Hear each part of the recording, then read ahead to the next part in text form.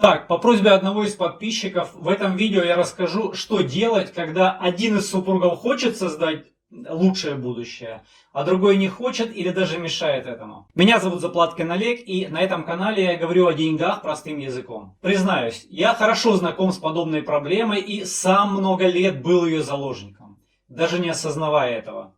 И я смог полностью изменить ситуацию только после того, как разобрался в вопросах супружеских отношений, правилах общения и мотивах других людей. Каждая из этих тем сама по себе обширна, поэтому я поделюсь, на мой взгляд, самым важным, поэтому расслабьтесь и впитывайте информацию как глоток ключевой воды в пустыне. А теперь самое интересное. Давайте рассмотрим несколько алгоритмов убеждения и влияния. Для начала поймите, что каждый из супругов рос в разной информационной среде и накопил уникальный набор убеждений. Также учеными было обнаружено, что у мужчин и женщин на уровне инстинктов заложены разные внутренние побуждения. Мужчина добывает и охраняет, женщина распределяет добычу и поддерживает очаг. Согласитесь, у современного человека все намного сложнее, но в основе все равно лежат эти убеждения и мотивы. Если вы о них знаете, то лучше понимаете своего супруга и у вас больше согласия. В основе любых отношений лежит общение, и от того, насколько качественно вы общаетесь, настолько крепкие отношения можете выстроить. Взаимопонимание состоит из симпатии, которая изначально существует в каждых отношениях, а еще согласие, которое достигается путем переговоров, то есть общения. Поэтому в идеале на самом раннем этапе отношений лучше всего выяснить, какие цели, хобби, привычки и понятия у потенциального, или у существующего супруга.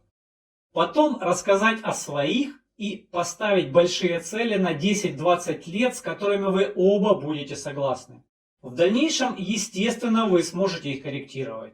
Делайте это совместно, иначе снизится согласие, а после симпатия и общение. Вместе с этим пропадет понимание. Я проводил супружеские консультации, и в каждой из семейных пар, которые имели проблемы в отношениях, были разногласия. С годами ситуация усугубляется тем, что супруги не могут честно общаться, начинают скрывать правду, вслед за этим происходят ссоры, и они начинают все больше и больше отдаляться друг от друга. Чтобы снова вернуть понимание во взаимоотношениях, вам нужно начать экологично общаться. И теперь сама суть. Выясните, каковы цели у вашего супруга, что он хочет достичь в жизни, какие планы, как хочет выглядеть, и узнайте, есть ли у него план достижения этих целей или вообще нет. Главное, что нужно при этом делать, это давать подтверждение и поощрять. Ни в коем случае не спорьте. Так вы делаете его неправым, а это, как было доказано, подобно маленькой смерти. Цели, планы и взгляды на жизнь – это то, с чем человек согласен ввиду своих глубоких убеждений. Если сделаете неправым, то в дальнейшем вам не удастся прийти к пониманию и получить согласие в отношении своих идей. После этого расскажите о своих целях и способах, которыми вы планируете их достичь. И теперь самое важное. Когда вы знаете цели и стремления друг друга, вам нужно выявить общие цели. Когда выявите, запишите главные цели, к которым будете стремиться вместе, и второстепенные, которые есть у каждого из вас. Эти цели будут вашей конституцией, которая удивительным образом будет вас объединять и приводить к согласию. Вы сможете видеть, какие действия согласуются с главными целями, а какие нет.